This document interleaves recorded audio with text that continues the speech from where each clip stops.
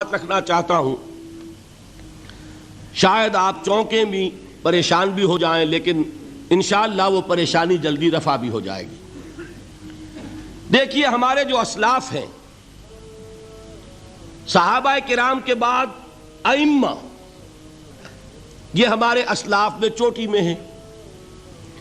ان اسلاف میں، ان ائمہ میں دو بنیادی قسمیں ہیں، ایک محدثین اور ایک فقہاء۔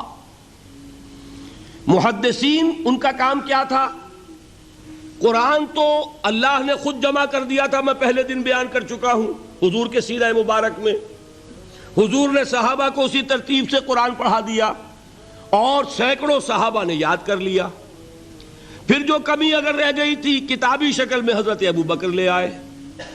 پھر اگر اس میں کوئی فرق پڑ رہا تھا پڑھنے کے انداز میں، تو ایک کتابت کے اوپر جمع کر دیا حضرت عثمان نے۔ بات ختم ہو گئی۔ خلافت راشدہ میں قرآن کا معاملہ تو محفوظیت کی آخری درجے کو پہنچ گیا۔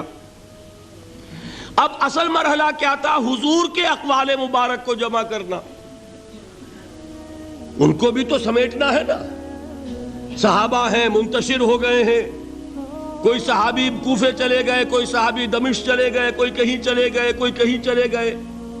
میزبان رسول جو ہے وہ دفن ہے قسطنطنیہ کی فصیل کے باہر، حضرت ابو ایوب انصاری رضی اللہ تعالی عنہ۔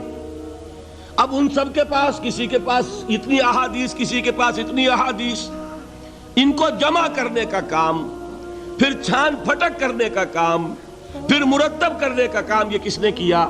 محدثین کرام نے۔ بہت بڑے محسن ہیں اس امت کے محدثین کرام، پوری زندگیاں کھپائیں۔ ایسا بھی ہوا ہے، ایک صحابی مدینے سے چلتے ہیں، ایک محدث مدینے سے چلتے ہیں، انہیں معلوم ہوتا ہے کہ ایک صحابی دمشق میں ہے، ایک حدیث وہ بیان کرتے ہیں، ذرا باریک بات ہے، سمجھ لیجئے گا۔ ان کو وہ حدیث معلوم تھی، لیکن وہ حدیث 3 راویوں کے راستے سے آ رہی تھی۔ ان کے پاس جو حدیث تھی وہ 2 راویوں کے حوالے سے تھی۔ اب وہ جاتے ہیں اور وہ بیت المقدس کا اور وہ دمشق کا سفر کرتے ہیں صرف اس حدیث کو سننے کے لیے، سواری سے اترتے بھی نہیں۔ میں نے سنا ہے آپ حضور کی یہ حدیث بیان کرتے ہیں، جی ہاں، ذرا مجھے سنا دیجئے۔ سنا دیا، ویسے ہی اپنے اونٹ کی جو ہے گردن موڑ لی کے واپس، بھائی اترو، ٹھہرو، قیام کرو۔ نہیں، میں صرف ایک حدیث رسول تم سے سننے کے لیے آیا تھا، میں اپنے اس سفر میں کوئی اور مقصد جمع نہیں کرنا چاہتا۔ یہ کام کیا محدثین نے۔ بہرحال میں اس وقت جمع و تدوین حدیث کے موضوع پر میری گفتگو نہیں ہے، لیکن چونکہ ہمارے اس جدید دور کے فتنوں میں ایک فتنہ ہے انکار حدیث کا۔ لوگ سمجھتے ہیں جیسے کہ ڈرائنگ رومز میں بیٹھے ہوئے آرام سے کتابیں پڑھتے ہیں، شاید ایسے ہی محدثین کا کام تھا۔ انہوں نے جس طرح زندگیاں لگائی ہیں اور جس طریقے سے حدیث کو جمع کرنے کے لیے مشقتیں جھیلی ہیں، اس کا آج ہم تصور نہیں کر سکتے۔ اچھا، وہ تو محدثین کرام ہیں، ان میں بھی اب ایک کا نام نوٹ کر لیجئے۔ چوٹی پہ کون ہے؟ امام بخاری، امام مسلم، امام ترمذی، امام احمد ابن حنبل، امام ابن ماجہ، امام ابو داؤد، سب ہیں، لیکن چوٹی پر رئیس المحدثین کون ہے؟ امام بخاری۔ اچھا، اب تیسرا طبقہ ہے ہمارے ہاں، دوسرا، وہ ہے فقہاء۔ قرآن بھی جمع ہو گیا، حدیث بھی آ گئی، اب اس سے احکام نکالنے بھی تو ہے نا، استدلال کرنا ہے، حدیثوں کو جوڑنا ہے، قرآن کے ساتھ ان کا ربط تلاش کرنا ہے، اور پھر کوئی حکم تلاش کرنا ہے، اجتہاد کرنا ہے۔ یہ کام جنہوں نے کیا انہیں ہم کیا کہتے ہیں؟ فقہاء کرام۔ اور ان میں بہرحال جو لوگ یہاں جمع ہیں، مجھے یقین ہے کہ وہ اس بات کو تسلیم کرتے ہوں گے کہ ان میں چوٹی پر ہیں امام ابو حنیفہ رحمۃ اللہ علیہ، امام اعظم۔ ٹھیک ہے، کسی کی رائے ذرا مختلف بھی ہو سکتی ہے، کوئی شافعی مسلک کا ہے تو امام شافعی کو بہرحال وہ اونچا درجہ دے گا، مالکی مسلک کا ہے تو امام مالک سے اسے زیادہ نسبت ہے۔ لیکن واقعہ یہ ہے پوری دنیا نے تسلیم کیا ہے کہ قانون کا جتنا سینس امام ابو حنیفہ کو ہے، قانون ایک علیحدہ شے ہے، اخلاقیات علیحدہ چیز ہے۔ ایک شے کا اخلاقی تقاضا کچھ اور ہے، قانونی تقاضا کچھ اور ہے۔ آپ کو کسی نے تھپڑ مارا، اخلاقی تقاضا کیا ہے؟ معاف کر دو بھائی، اور قانونی تقاضا کیا ہے؟ جوابی تھپڑ رسید کرو، اس لیے کہ اگر یہ نہیں کرو گے تو اس کی ہمت افزائی ہوگی، یہ کسی اور کو بھی تھپڑ مارے گا۔ قانون کا تقاضا یہ ہے، السن بالسن، دانت کا بدلہ دانت، والأذن بالأذن، کان کا بدلہ کان، قانون یہ ہے۔ اور اخلاق کا تقاضا کیا ہے؟ وَإِن تَعْفُوا وَتَصْفَحُوا وَتَغْفِرُوا، اگر تم بخش دو، معاف کر دیا کرو، لوگوں سے درگزر کیا کرو، فَإِنَّ اللَّهَ غَفُورٌ رَحِيمٌ، تو اللہ بھی تو غفور الرحیم ہے۔ تقاضے متضاد ہو گئے کہ نہیں؟ کسی معاملے کے اخلاقی پہلو پر نظر رکھنا یہ اور مزاج ہوگا، اور کسی معاملے کے قانونی پہلو کی گہرائی میں اترنا یہ اور مزاج ہے۔ میں اپنا احساس عرض کر رہا ہوں، اور دنیا میں جو بات مانی گئی ہے کہ جس کا نام لیگل سینس ہے، قانون کا ایک فہم، اس میں دنیا کا کوئی شخص مقابلہ نہیں کر سکتا امام ابو حنیفہ کا۔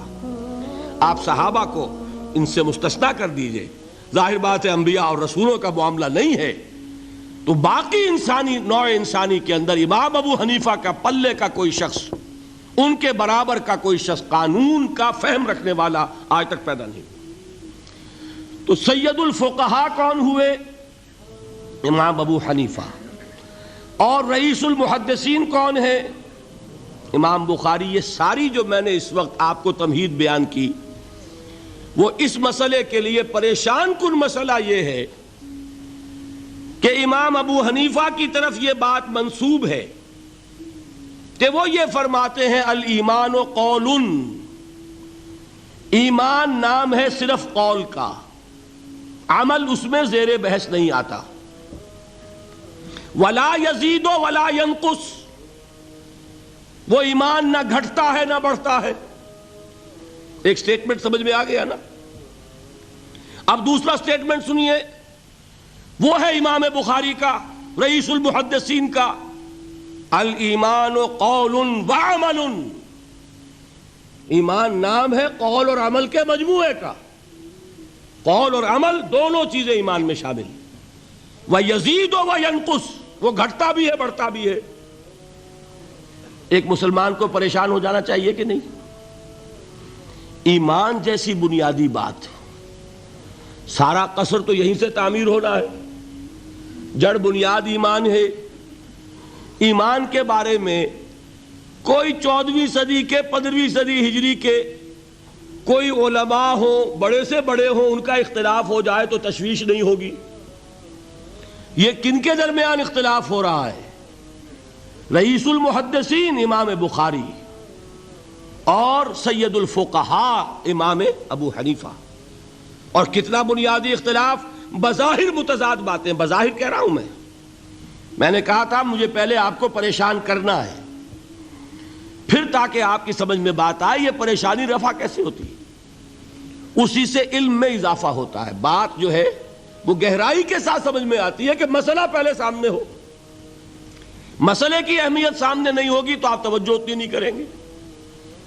تو دیکھیے تضاد کتنا ہے، بعد المشرقین جسے کہتے ہیں ہم اپنے محاورے میں، کہ ایک مشرق کی بات ہے تو دوسری مغرب کی ہے۔ الایمان قول، نہیں، الایمان قول وعمل، تضاد ہے نا۔ لا یزید ولا ینقص، نہیں، یزید وینقص، تو یہ تو معلوم ہوتا ہے کہ بہت زبردست اختلاف ہے جو حل نہیں ہو سکے گا۔ اللہ تعالیٰ کا شکر ادا کرتا ہوں، اس نے اس کا حل سمجھایا۔ اور کیسا سمجھایا؟ میں پورے انشراح صدر کے ساتھ کہہ رہا ہوں، اس میں کوئی تصنع نہیں، کوئی تکلف نہیں۔ میرے نزدیک دونوں باتیں 100% درست ہیں۔ یہ نہیں کہ 50% یہ درست 50% وہ درست، نہیں، یہ بھی 100% درست، یہ بھی 100% درست۔ فرق کیا ہے؟ محل مختلف ہے۔ امام ابو حنیفہ قانونی ایمان کی بات کر رہے ہیں اور امام بخاری حقیقی ایمان کی بات کر رہے ہیں۔ قانونی ایمان کے اعتبار سے 100% درست ہے یہ بات کہ وہ صرف قول ہے، عمل نہیں، زیر بحث آئے گا۔ ایک شخص نماز نہیں پڑھتا کافر نہیں ہے، نماز کا منکر ہو جائے کافر، زکوٰۃ نہیں دیتا فاسق ہے، فاجر ہے، کافر نہیں ہے، زکوٰۃ کہہ دے کہ ہے ہی نہیں دین میں، کافر۔ فرشتہ کس نے دیکھا، کیا پتا کیسا ہوتا ہے؟ حضور نے بھی اصل فرشتہ اپنی اصل ملکی شکل میں صرف 2 دفعہ دیکھا ہے، ورنہ تو انسانی شکل میں آتا تھا یا نظر ہی نہیں آتا تھا۔ 2 باتیں تھیں، وہی ہو جاتی تھی، نظر کوئی نہیں آتا تھا، یا انسانی شکل میں نظر آیا۔ اصل ملکی شکل میں حضرت جبرائیل کو 2 مرتبہ دیکھا۔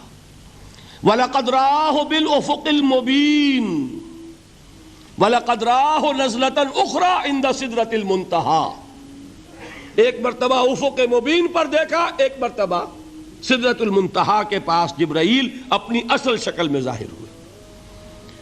اب ظاہر بات ہے ہم نے تو نہیں دیکھا نا، لیکن ہم مانتے ہیں جبرائیل کو، مانتے ہیں فرشتوں کو، نہیں مانیں گے کافر ہو جائیں گے۔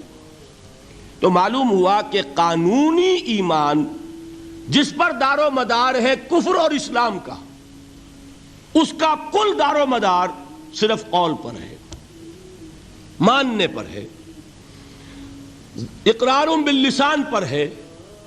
یہ بات آپ نے سنی ہوگی، امام ابو حنیفہ کا قول ہے 100% درست کہ گناہ کبیرہ سے بھی انسان کافر نہیں ہوتا۔ کبیرہ گناہ ہے، شراب پی ہے، کافر نہیں ہے، حد لگا دو۔ حضرت عمر نے اپنے بیٹے پر حد جاری کی، ایک مرتبہ مصر میں حد جاری ہو چکی تھی، لیکن حضرت عمر کو احساس ہوا کہ وہاں شاید رعایت کی گئی ہوگی خلیفہ کے بیٹے پر حد جاری کرنے میں، لہذا پھر بلایا اپنے پاس اور دوبارہ حد جاری کی۔ حد جاری کرو لیکن کافر نہیں ہوگا۔ اگر کسی سے زنا ہو گیا ہے، میں آپ کو واقعہ سنا چکا، غامدی خاتون، حد جاری ہو جائے گی، لیکن یہ کہ اس کو کافر نہیں کہہ سکتے۔ کافر کیا کہیں گے؟ میں تو سنا چکا آپ کو کہ ذرا کسی نے کہہ دیا بے حیا عورت تھی تو حضور نے کیسی ڈانٹ پلائی ہے، کتنا اس کا رتبہ بیان کیا ہے۔ اس نے تو وہ توبہ کی ہے کہ مگر مدینہ کی پوری آبادی پر اس کو تقسیم کر دیا جائے تو سب کی نجات کے لیے کافی ہو جائے۔